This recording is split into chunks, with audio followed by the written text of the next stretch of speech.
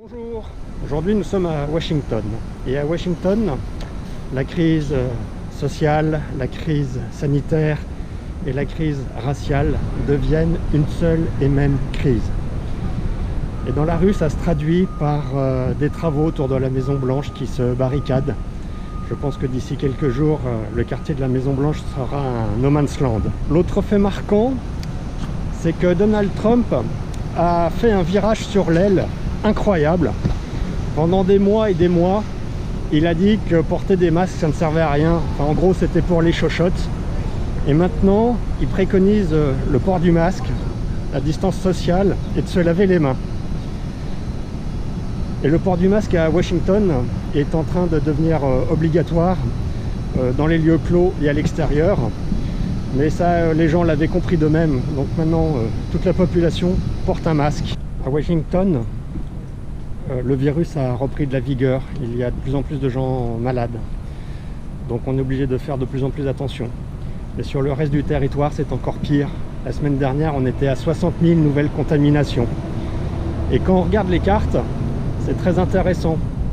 Et on comprend pourquoi Trump a changé de position. Tous les États du Sud, pro-trumpistes et très républicains, ont mal confiné ou déconfiné trop tôt ou ont hésité sur le port du masque. Et là, l'addition, elle se paye maintenant. C'est-à-dire que l'État du Texas est complètement contaminé.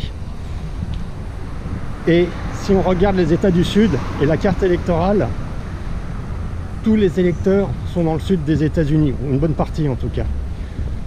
Donc si j'étais quelqu'un de cynique, je dirais que Trump, avec ses non-décisions, a décimé son propre électorat.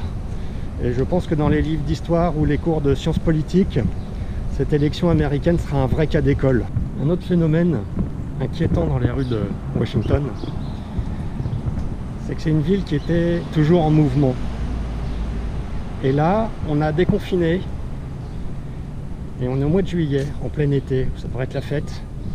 Et je n'arrive pas à faire la différence entre le confinement et le déconfinement. Les rues sont vides, les avenues sont vides, les magasins sont vides. Et je suis en train de me demander si les gens ne sont pas en train de quitter la ville, s'il n'y a pas un exode. Je n'ai jamais vu Washington aussi vide.